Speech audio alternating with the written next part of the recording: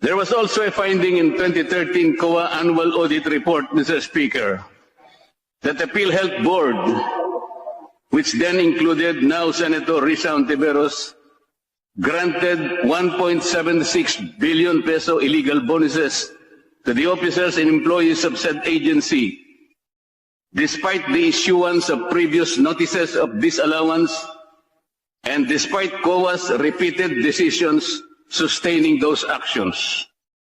The COA also affirmed that the board resolution granting said bonuses were not submitted to the Office of the President through the DBM for approval, as required under Section 6 of Presidential Decree number 1597. And so, what happened to these findings in 2013, 2014, and 2015, Mr. Speaker? Why were these anomalies not subjected to Senate investigations and teleserye? And why did not the mainstream media relentlessly report this, like what they do so flamboyantly today? And why this selective attention, if not selective memory? The answer is very obvious, Madam Speaker. The COA findings I mentioned earlier were still far away from the next election at the time they were reported for the people to notice. Enterprising politicians know only too well that they will not earn any point in doing so. Unlike today, Madam Speaker, the elections are but 7 days or 7 months away, and the prospective candidates find no better time to politicize them. Alright. Ikaw naman, Ontiveros, mapunta tayo sa inyo. Ganun din, ha? Bukas yung linya ng aming telepono so that you can explain. BOSSING. Alright?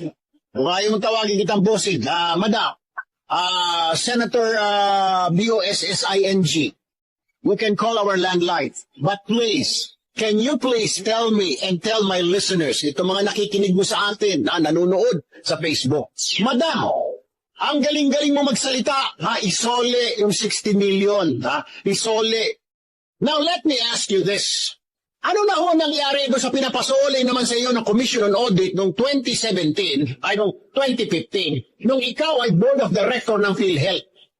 Umabot sa 1.760 billion na mga bonus at allowance ang pinamudmud ninyo sa mga sarili ninyo dyan sa PhilHealth bilang mga opisyal. Ipaliwanag mo nga, ha? May approval ba ng palasyo yon na bigyan nyo ng mga bonus yung mga pagbumukha ninyo? Ha? 1,760,000 noong 2015, noong ikaw ay Board of Director yan, inaprubahan mo, isa ka sa mga nag-aproba. Pinapasoli na sa inyo ng COA. Hindi ninyo sinusoli. Oh. Tapos ang lakas-lakas ng loob mo sabihin, isoli nyo yung 60 million. Oh my goodness, can you please return the 60 million? Secretary, Ben Fulpo, can you, ikaw tanungin ko, nasaan na yung 1.7 billion? At least naman siguro kung titignan natin, kung sino ang mas masama, yung 60 million yan, pondo ng gobyerno yan, sabihin na natin, galing sa mga buwis yan, sa mga excise tax, sa mga kung saan-saan tax. Yung sayo na 1.76 billion, kontribusyon yun ng mga miyembro ng PhilHealth, ugo. Pandagdag yung panggamot yun. Kaya pala pag yung buntis magpa-check up, hindi tinatanggap ng ospital. Kasi wala sa PhilHealth noon. Bago lang yan eh. Nung maupo na si Duterte, pwede na yung buntis gamitin yung kanyang PhilHealth para makapagpa-check up. Nung panahon ni Pinoy, bawal. Paano bawal? Paano? Kagaya niyang kontribusyon. Ginamit niyo pang bonus sa mga sarili niyo, mga hinayupak kayo. Bibigyan nyo ng ang lalaki na ng sweldo nyo, bibigyan nyo sarili nyo ng mga bonus allowance. Sige, 1 milyon yung mga gago, mga board member. Samantalang mga nagkakandakuba ng mga Miko, mga Maiko, mga Tomas, mga anak nila. Pagpa-check up, Diyos ko po, hindi mapa-check up dahil, wala walang benepisyong mahita sa PhilHealth. Sige nga, Senador Ontiveros, sagutin mo nga, ma'am. Bakit mananahimik ka? Magaling ka lang magpuna-puna ng mga isoli nyo yung pondo 60 million. Ikaw ay tanungin ko. Nasaan na yung 1,760 million na pinamudmud ninyo sa mga sarili ninyo bilang opisyal ng PhilHealth noong 2015? Nasaan na? Pinapasoli na sa inyo ng COA, subalit hindi pa ninyo sinusoli. Bakit, ma'am? Quits na lang ba? Dahil senador ka na. Hindi naman po pwede. Kasama rin ho ako nag-contribute, membro po ako ng PhilHealth, nagbigay din ho ako doon. Itong katabi ko si Engineer Mariscote, sa harapan ko si Engineer Tom Anacta, nag-contribute din dyan. Uri ka dyan. Pinamudmud ninyo sa mga sarili ninyo yung mga kinontribute namin. Ngayon, hinihingi namin, ibalik nyo. Ibalik nyo. Ay, contribution namin yung pera namin yun, madam. Oh, hindi yun ordinaryo-ordinaryong pinagkukuha sa mga excise tax, mga VAT, mga kung ano-ano. Sa contribution nun namin, sa sweldo namin na kinakaltas buwan-buwan ng employer, o mga personal contribution namin, pati yung yayaho namin, ha? Yung katulong sa bahay, nagko-contribute, binabawasan yung sweldo niya para makapagbayad na sa PhilHealth ng 100 pesos a month. Kukunin niyo pa yon? Mahiyak palat mo. Ang kapal naman ng mukha ninyo. O ngayon, sabihin mo sa akin, sino ang dapat mas mauna magsuli? Yung 1.1,760 million o yung 60 million? Ay, yung 60 million talaga namang may papeles, may dokumento. Yung 1 billion, madam, 1.7, may dokumento ba? May papakita niyo ba kung saan pumunta? Magkano ang tinanggap mo? Pwede po ba, Senator Ontiveros, ipakita mo kung magkano kinita mo? Diyos ko po naman, diyan kayo magaling eh. Pumuna kayo ng pumuna, mga demonyo kayo. Pero yung sarili ninyo, hindi ninyo tignan sa salamin. Manalamin muna kayo kung may uling ang mukha nyo. Hindi yung tira kayo ng tira, nagmamagaling kayo, nagmamalinis kayo, akala nyo santo kayo. Mga santong kabayo kayo, mga hinayupa kayo. Ito naman, Trillanes, ha? Tumigil ka naman para kang mabuti pa nga yung mga kaibigan ko, mga miyembro ng LGBT community. May mga isang salita, totoo yung sinasabi. Ikaw, hindi ko alam kung anong community kang miyembro kang hinayupa ka.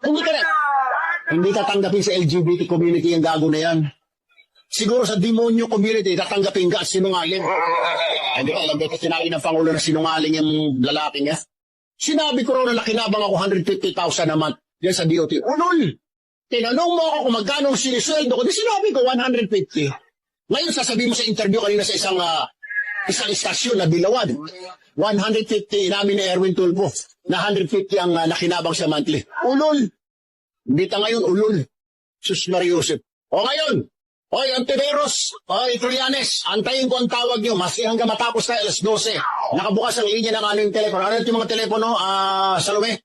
Ito ang pwede nyo yung tawagan, no? Kahit kung hindi kayong abogado nyo nila, kung natatakot kayo, Trillanes, kung naiihi ka ngayon sa panty mo, panty brief. O ikaw, Ontiveros, kung naiipot ka ngayon sa tibak mo. Ito, pwede mong tawagan, 924-2620, 920-0437, at 929-0441, ha? Sagutin, kung talagang matapang kayo, ngayon kayo naman pumunta sa teritoryo ko. Pumunta ako sa teritoryo nyo kahapon, bit-bit ko yung yag balls ko. Ngayon, Trillanes, kung talagang may yag balls ka, patunayan mo na lalaki ka at hindi ka binabait, ikaw naman ang tumawag sa amin. Walang bayad, bahirumin kita. Bahirumin kita. Maras, alas 10:21 ng umaga bayan. Diyan lamang ho kayo, ha? Ang tabayanan po natin, ang tawag po ni Senador Trillanes at Risa Ontiveros, ako naman ang magpo-cross-examine sa inyo. Kahapon ang gagaling nyo magsasalita, akala nyo. Pasalamat kayo, nandun si Senator Gordon eh. Hindi pa ako tapos eh, pumipinipigil na ako Senador Gordon eh. Sasabihin ko sana eh, salita ka ng salita, gawa ka ng gawa ng kwento, nasanay ka kasi walang pumapalag sa'yo. Nasanay itong buwang na ito eh. Nung pinagalit-pagalitan, minura-mura niyo si General Angelo Reyes, naalala mo, kaya nagpakamatay yung mama. Ganon-ganon na lang, walang respeto. At saka yung mga iba pang mga pumupunta niya sa Senado. Di ka nga hapon, hindi nakaporma ito, kaya pinangunahan ko na. Noon sa opening statement pala, sabi ko, inaantay ko yung tanong mo. Dahil marami akong bala, ungas. Baka mapahiya ka. Kung may bala ka, may bala din ako. Oh. Ngayon, ikaw, Ontiveros, yung ang mga tanong mo, late ka kasi, purong lagi kang late. Kaya dapat itawag sa'yo, the late Risa Ontiveros. Lagi kang late. Daldal ka ng daldal. Sinabi na nga ni Senador Gordon na hindi ako kasama. Philippine, the Tulfo brothers will have to return it. Anong i-return nga? Bakit ako magre-return? Hindi nga ako kasama doon. Ikaw kaya muna, i-return mo muna yung 1 point, yung kinita mo sa 1,760 million na bonus niyo sa PhilHealth. Ikaw kaya magsuli nun. Anak ng kagang ka. Wala na kayong pinagkatandaan. Akala ko dati pag senador pag naboto sa Senado ay matatalino. May mga bobo rin pala. At ito po yung dalawang pinakabobo. Marami naman silang mga dilawan, di ba? Doon mo makikita na i-stand out ito sa ibang mga dilawan.